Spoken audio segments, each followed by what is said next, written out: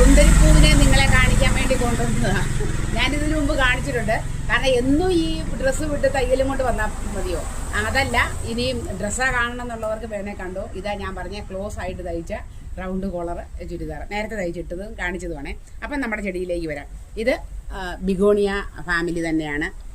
അതുപോലെ വാക്സ് ബിഗോണിയയാണ്. അതിൻ്റെ ഒരു പ്രത്യേകത മൾട്ടി പെറ്റലാണ്. ഇത് കണ്ടോ, ആ ഒരു പൂവിനകത്ത് എത്ര ഇങ്ങോട്ട് കണ്ടോ, ഒരു ബഞ്ച് ഓഫ് അല്ലേ, എത്ര എണ്ണ വന്ന് നിൽക്കുക. നല്ല റോസപ്പൂ പോലെ നിൽക്കുന്നത് ഒരു ചെറിയ തൈയായത്. ഇതിൻ്റെ പിങ്കും ഉണ്ട്, ഇതും ഉണ്ടായിരുന്നു. നിങ്ങളെ ഞാൻ കാണിച്ചത്. അതിൻ്റെ പിങ്ക് ഏതാണ്ട് മുഴുവൻ പോയെന്ന് പറയാം. ഇനി ഒന്നോ രണ്ടോ ചെറിയ മൂടിൻ്റെ ഉണ്ട്. അപ്പോൾ ഇതൊരു 5-6 മൂട് ഇപ്പം പിടിച്ച് കിട്ടിയിട്ടുണ്ട്.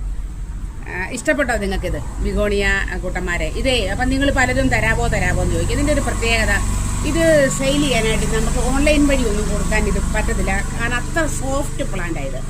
ഇതങ്ങനെ പാക്ക് ചെയ്തൊക്കെ ചെന്ന്, അതുപോലെ തന്നെ എനിക്ക് തോന്നുന്നു ചൂടുള്ള സ്ഥലത്ത് ഇതിന് വളർന്നു കിട്ടാനും ബുദ്ധിമുട്ടാണ്. നേരത്തെ ഞാൻ കുറച്ച് പേർക്കൊക്കെ ഇത് കൊടുത്തിട്ടുണ്ട്. ഇനി കാണിക്കാവേ.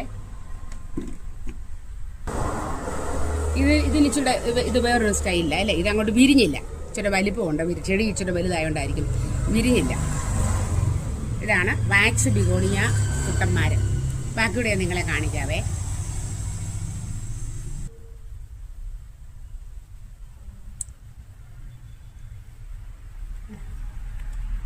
കണ്ടോ, ഒരു കുഞ്ഞവനെ കണ്ടോ, കുഞ്ഞവനെ.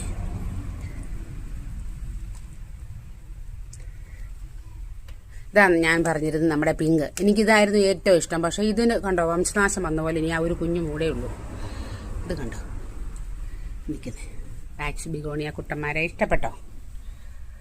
ഇഷ്ടപ്പെട്ടാലൊരു ലൈക്ക് തന്നേരെ.